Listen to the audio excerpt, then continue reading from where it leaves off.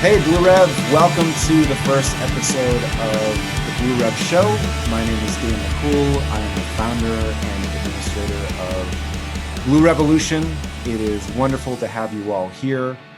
Today is November 3rd, 2021. We are exactly 1 year after the all-important world historical 2020 presidential election, and we are 1 day after the Virginia and New Jersey gubernatorial elections, which of course we are all paying very close attention to last night.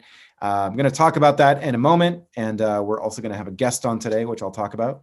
But first, I just want to say I really appreciate you tuning in to the first episode here. I hope that the guests that we bring on and the commentary that we have here will be illuminating, enlightening, inspiring. The sort of purpose of the show is to, bring sort of political analysis, good, smart political analysis to the members of our great community here in Blue Revolution, and also to point people towards the direction of action, right? We have sort of, I guess, what I call a bias towards action here in Blue Revolution. So we want to provide avenues through which you can get involved. We always want to be doing that. So I hope that whatever this show is, whatever it becomes, is something that is helpful for you. I hope to have some fun with it and to learn a lot myself. So thanks for being here. Last night, Virginia, New Jersey. We lost Virginia. We almost lost New Jersey right before I started recording this. The race was called for Governor Phil Murphy in New Jersey. So he was thankfully reelected by a very, very narrow margin. But we are all feeling pretty disappointed about Reid McCollum in Virginia today after last night's defeat. So, few reasons for this loss. Doesn't take a political scientist to figure it all out. But, some of the biggest reasons, I think the biggest reason really was the stalled Biden agenda in Washington right now, which is very frustrating. But hey, governing is frustrating. Being on the outside of power is mentally clearer, I guess, right? Governing is all about sort of things being stalled, things taking time, things being watered down, things being compromised on, and sometimes things being altogether stopped. And that's what we're living through right now. We're in charge, and being in charge kind of sucks sometimes. And if voters are angry or confused or impatient, they will take it out on the party in charge. So I think that's the biggest thing that is happening right now. And one of the biggest reasons for the near loss in New Jersey and the loss in Virginia last night. I also think that Glenn Youngkin, who won the governorship in Virginia, was certainly a demagogic character. He certainly used, certainly used a lot of the fears about race and critical race theory and all these sort of boogeymen to coast to victory, or at least to get the base of the Republican Party on board. But I do think that Youngkin he was a sleek candidate, and he was able to convince a lot of folks who I think voted for Biden to switch teams last night.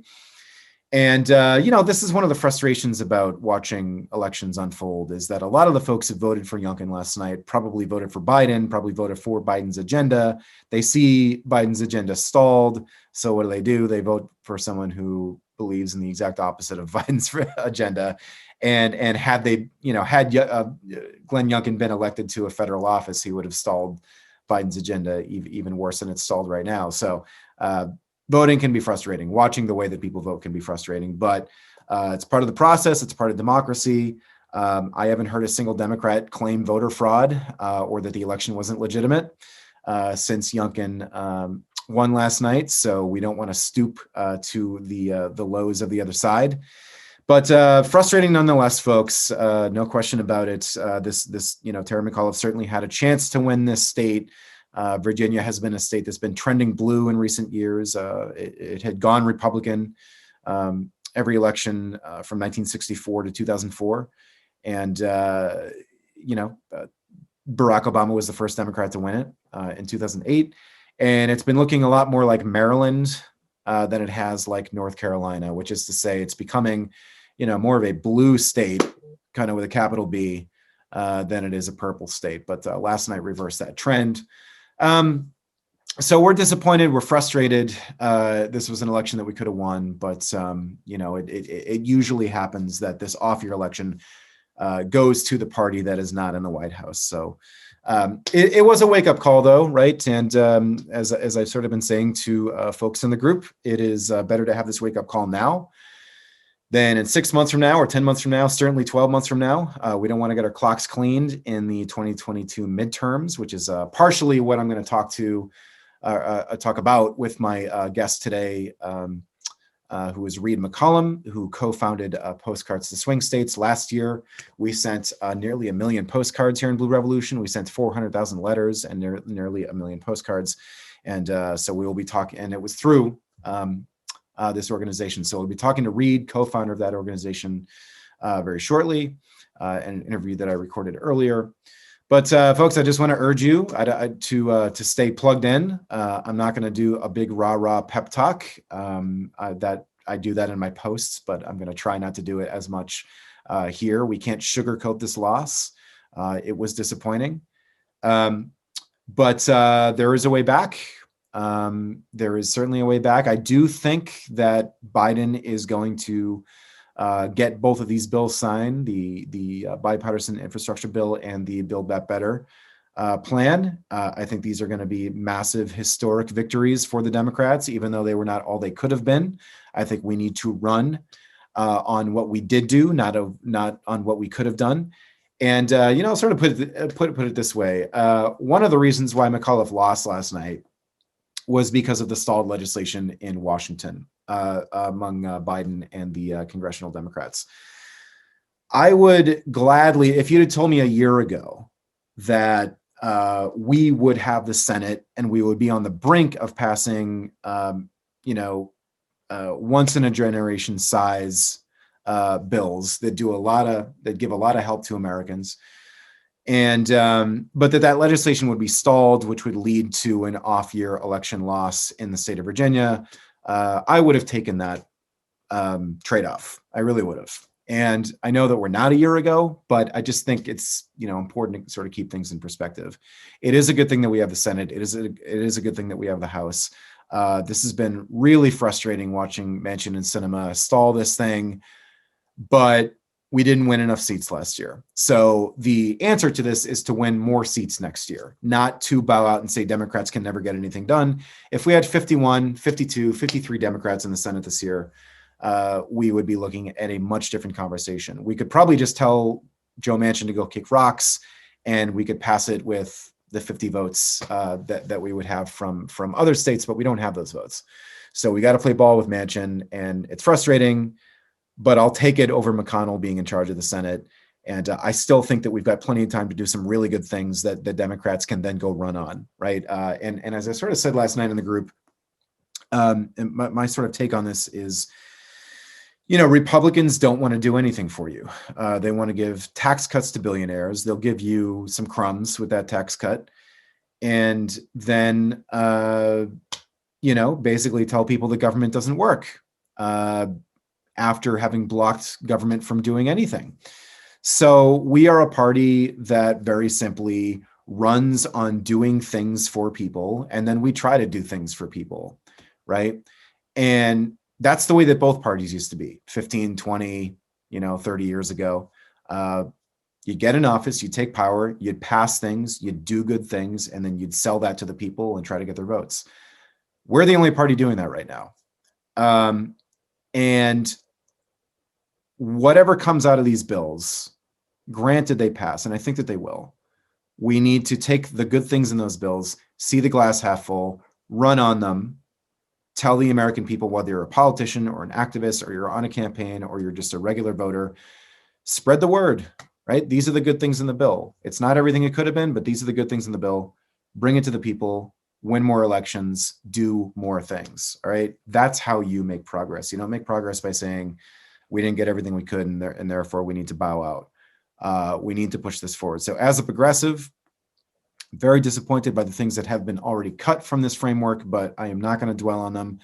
What I'm going to say is let's get as much done as we can right now under this framework, given that we've only got a 50 vote majority, and then let's win more power and get more things done little by little. And maybe, who knows, maybe next year, if we fight hard enough, we'll have 51, 52, 53 Democratic senators if we play our cards right.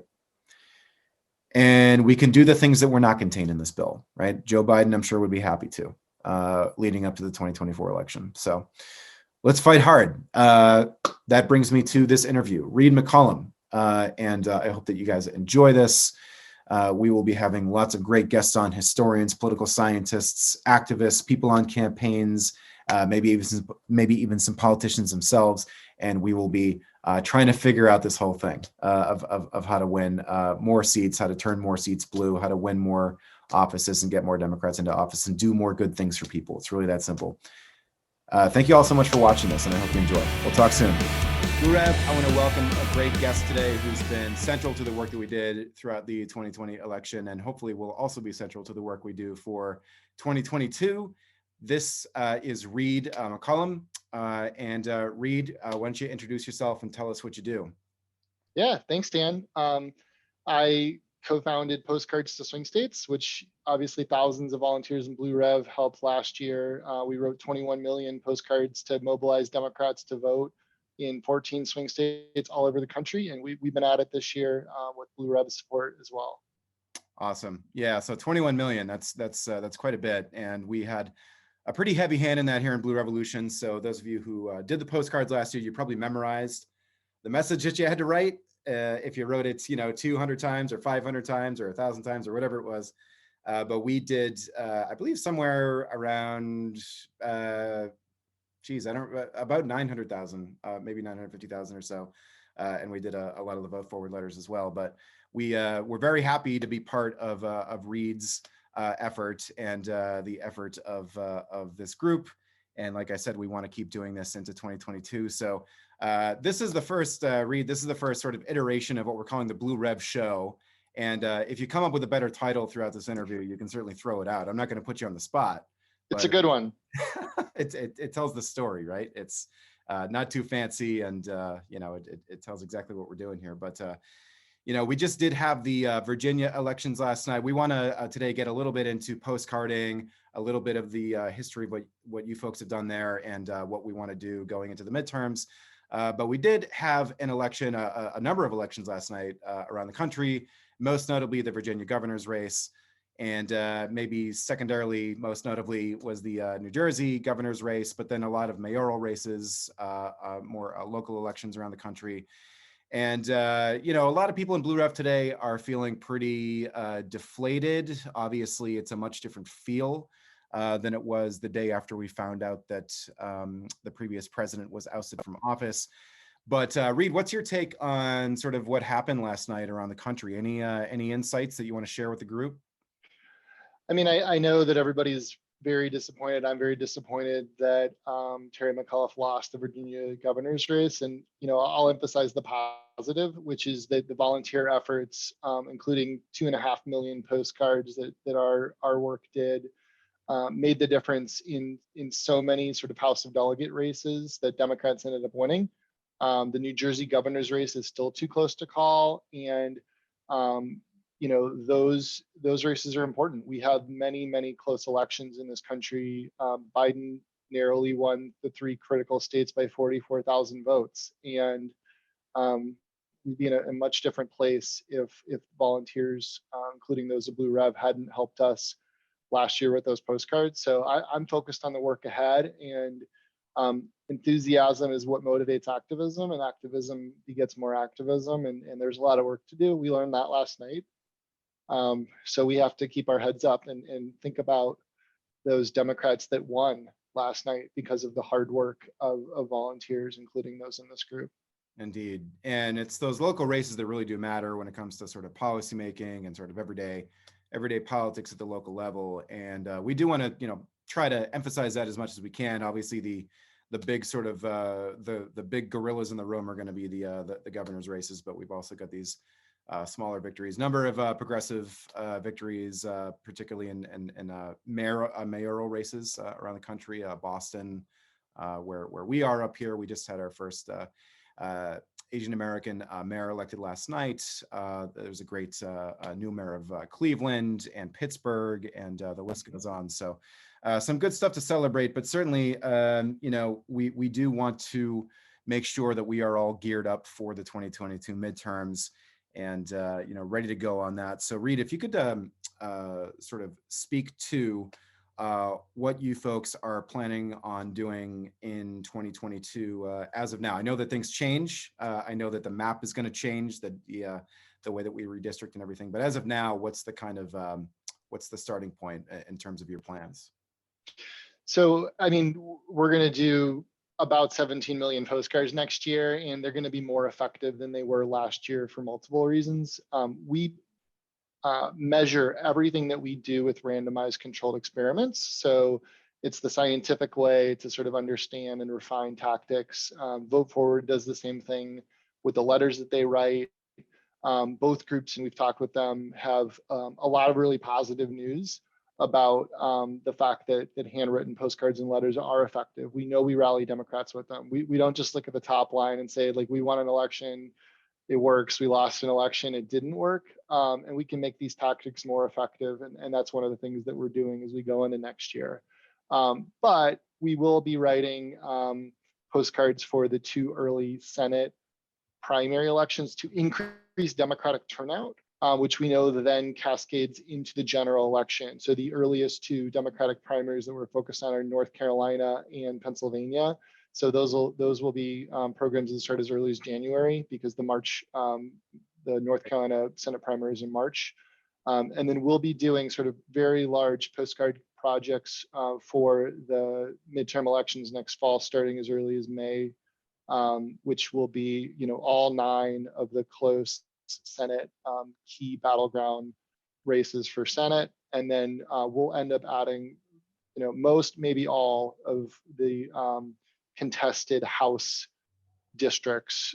We don't know exactly what they are yet because redistricting is still happening, but in many states across the country that are not sort of Senate swing states, we'll still have postcards for congressional races that are going to be very close.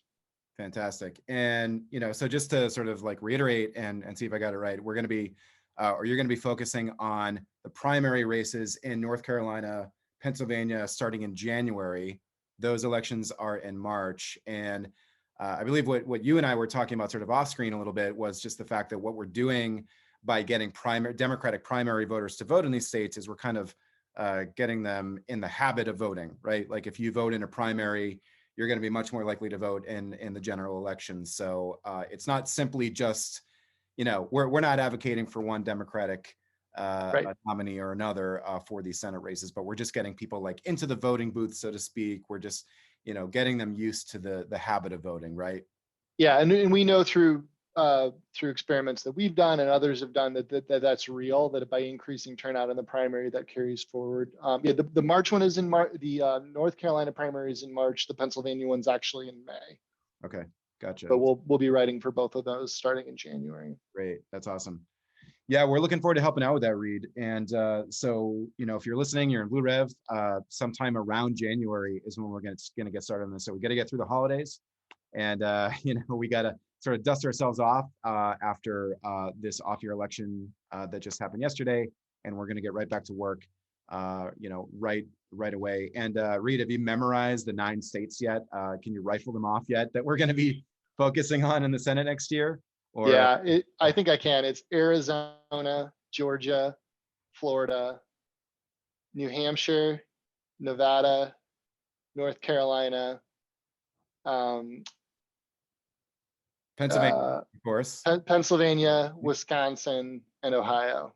Okay, gotcha. Need a little bit of help there. No, that's great. We're gonna, it's like when you get into the election season, I don't even remember the things that I remembered last year. Like I just remembering all the different vote totals that Trump won by in these swing states that we needed to win back last year. So Pennsylvania was like 44. I used to say it like 75 times a day, but I can't even remember. It was like 44,000 something. Wisconsin was like 22,000 something. But we're working on just getting the states rights anyway. So Arizona, Georgia, Florida, New Hampshire, Nevada, North Carolina, Pennsylvania, Wisconsin, Ohio. We're going to be saying those states in our sleep by this time next year, I'm sure. So, but that's quite an impressive slate that we've got there. So we got our work cut out for us. And you know, as you mentioned, the House seats are not yet sort of decided yet. The redistricting is not, the redistricting information is not yet in. So we got to wait a little bit longer to see where we're going to target there. But certainly we're going to be working to attempt to keep control of the House, and you know, not to go too far off the strategic kind of topic here, but you know, we really do want to work really hard to maintain these chambers next year. It's not impossible. Don't listen to anyone who says that it is impossible.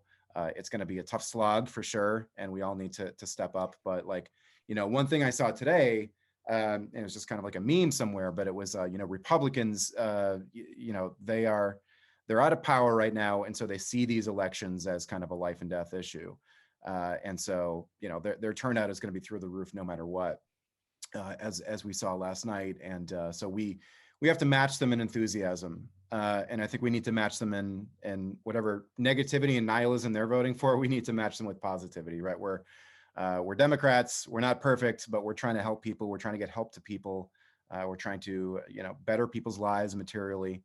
And the other side's not doing that. So, you know, so I'm still, even after last night's, some of the disappointments last night, I'm still proud to be in this party, and proud to be, you know, working as hard as we can, you know, 5 yards in a cloud of dust to get as much done as we can right now. So When Democrats vote, Democrats win, and you know, anger and enthusiasm are what motivate activism. And I cannot be angrier at what the Republicans are doing to this country, gaslighting fellow citizens, hurting people. You know, we're fighting for people.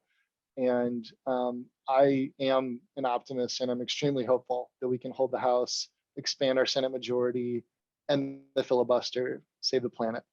indeed, indeed, small tasks, you know, really small tasks, but we're going to keep the party together. You know, that's one thing that we're going to try to do here in Blue Rev, and I know that other, you know, activists and other groups are going to try to do the same around the country. We've got a diverse party, and this is what governing looks like. You know, ideologically diverse, diverse in many other ways too. But it's just, it's tough, right? Like, it's almost mentally easier to be out of power, because you can just imagine how perfect things are going to be when you're in power, and then fight for it. But as we know, things are not going as smoothly as we'd, you know, imagine them in the ideal world. So, but we are going to try to keep this party together. We are going to sort of like try to keep everyone on the same team. We are going to try to avoid fatalism. You know, a little fatalism here and there is okay if you need to get it out, but we are going to try to keep things moving and positive here. Reid, one thing I did want to ask you about, and sort of, you know better than I do, is there's it's kind of been just like a real uptick in creative ways that people reach out to voters, really ever since Trump was elected. You know, so postcarding is one of those things that if you'd explain this to someone 10 years ago, they would have been like, well, I've never heard anything like that before, but that sounds really cool. You know, just actually write to your fellow citizens in a kind of authentic way. And you know, where have you seen sort of the evolution of this style of get out the vote tactic, and where do you see it going?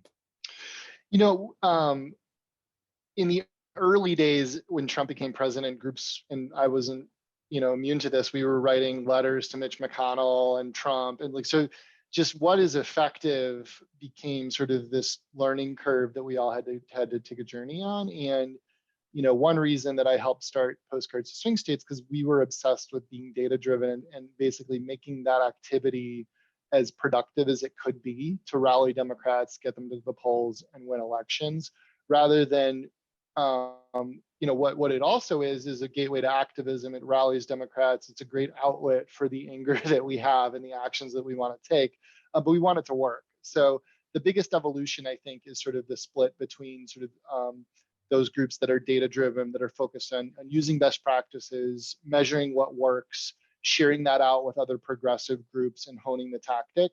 And then sort of the still just, it feels good to write this message over and over. We don't measure it. We don't know if it works. Vote blue. And that's sort of what drives the messaging. And I think, you know, as more and more people participate in handwritten letters and postcards, both of which are extremely effective. It's clear that there's not a bottom to the well of demand and activism to help reach voters, which is fantastic because it is one of the most endless sort of opportunities, is to use volunteers to send mail to contact voters. Yeah. There's a limit to how many phone calls and how many text messages you can send the same voter, and it's much easier to send all of the text messages. Yeah, exactly. It's interesting. Like you mentioned that this is sort of getting more and more data driven, right? Like as we go along. And when I used to study, when I was in grad school for political science, we used to study, many different parts of politics, American politics, sort of world politics, and this and that. Different sort of sub disciplines, I guess. And one of the most undercooked kind of part of political science was like what gets people to vote.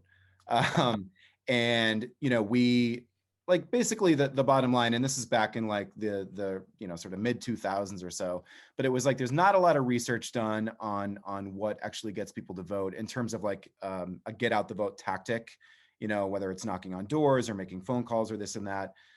People had inklings, people had hypotheses, but it was just something that wasn't really widely tested.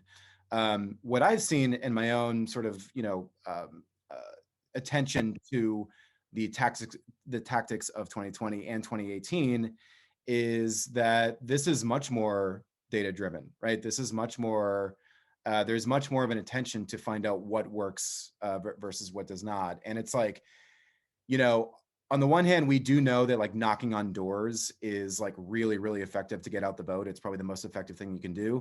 But like, A, most people don't have the time to do that. B, it can be a little soul sucking, like if you do too much of it.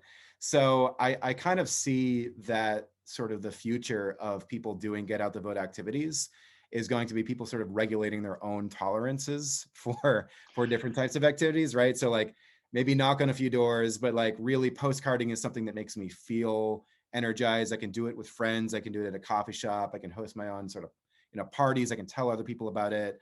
I can text until the cows come home. That's sort of like something that doesn't, like whatever your tolerance is what I think is what I hope people will sort of pay attention to when they sort of combine their their activities. I mean, postcards is really, and letter writing are gateways to activism, and much activism is remote activism. And if you really want to get rid of Ron Johnson in Wisconsin next year, and you live in Portland, Oregon, or New York City, postcarding and letter writing are a great option. And if you live in Madison, Wisconsin, and you want to get rid of Ron Johnson, you're not knocking doors when you're watching Rachel Maddow at 10 p.m. You're not knocking doors in between cooking dinner and helping the kids with homework.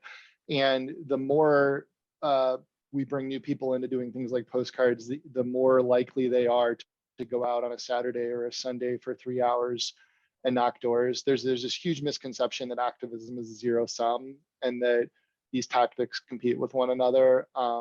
The effectiveness of them has been well studied, mostly in the last 20 years. I mean, the field of voter mobilization and studying the efficacy really started with Donald Green and Alan Gerber in the late 90s. Get out the vote, right? And was that what it was get called? out, and it still is, and they release a new version every few years. And that's how I learned about effective messages like social pressure, plan making, why nonpartisan messages and focusing on the voting experience, empowerment messages, sort of what really works. And then, now we're lucky to have the Analyst Institute, which is sort of for members of people that work full-time in politics on the left, to share randomized controlled experiments, sort of best practices.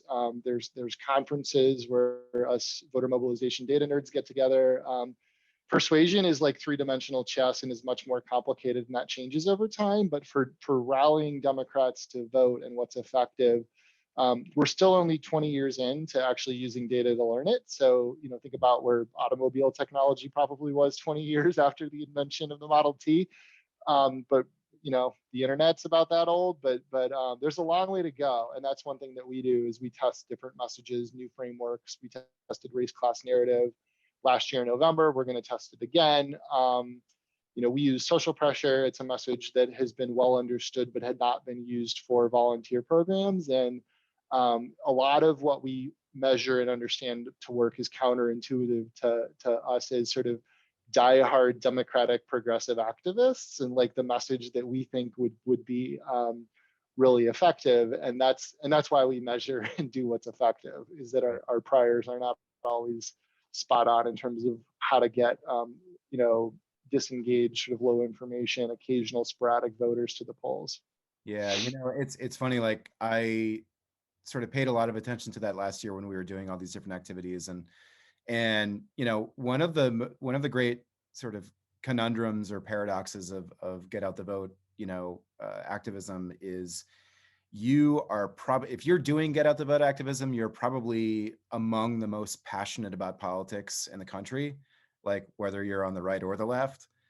And you're, by definition, a lot of the time, not all the time, but a lot of the time, you're talking to people who are the least passionate about politics. So it's like this, you sort of get right. You go into the office, everyone's got their clipboards, everyone's got like, the doors that they're supposed to knock, and everyone's like rallying each other and becoming friends and really thinking about saving the world. And then they go out and they talk all day long to people who are like kind of meh about politics.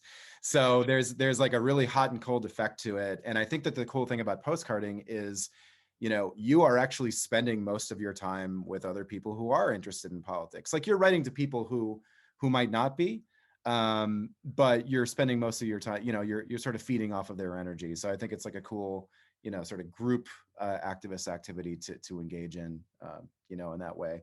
Absolutely. And you mentioned a little bit about the messaging. What did you notice about the messaging from 2020? I know that different people wrote different types of postcards. Mm-hmm. And what did you notice about the differences in the messaging? Well, we tested 4 messages against one another in the Wisconsin primary with very large sort of sample sizes. We learned that the message definitely does matter. We honed our tactics for what we would use. We didn't get the results of that back in time for sort of the November program, but we tested 2 messages in November, and we tested them both against sort of the gold standard tactic of sort of mailings called voter report cards. And without getting too much into the weeds, we are very confident that the message that emphasizes on sort of it being secret who you vote for, but public record whether or not you vote, it's basically just making it clear, like, hey, it's public record if you vote or not. Seems kind of like a weird message.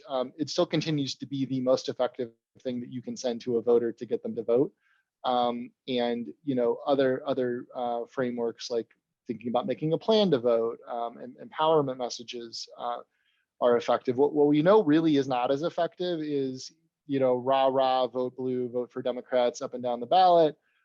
Because things are so partisan, there's this divide. These disengaged voters hear a message from a strong advocate, and they just kind of shut down. Like, it needs to be about voting, about the process, something that goes beyond just sort of a reminder or a motivational message, and sort of takes advantage of sort of human psychology and how we're socialized, as behavioral sort of creatures, and leverages that social science to try to get more people to the polls. I mean, that's just that's the reality of it.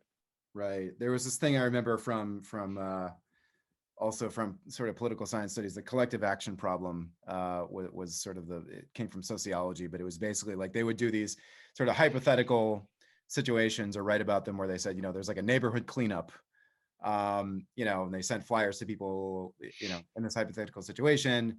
You should really show up because it's going to be good for your neighborhood. It's going to, the neighborhood's going to be nice and clean, and you're going to be sort of happy to be involved. And then sort of like when you test that against, there's a neighborhood cleanup and all of your neighbors are going.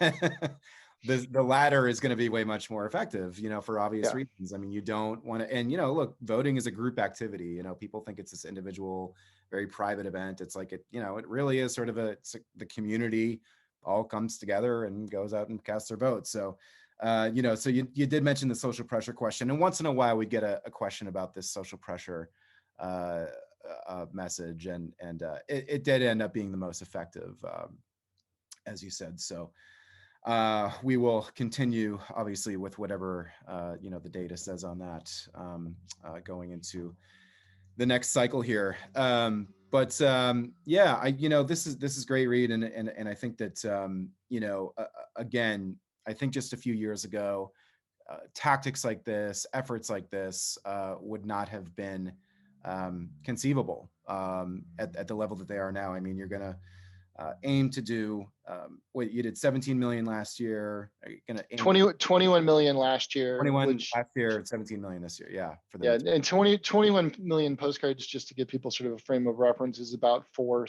53-foot semi-trailers full with each would have like 26 pallets of postcards about 4 feet high.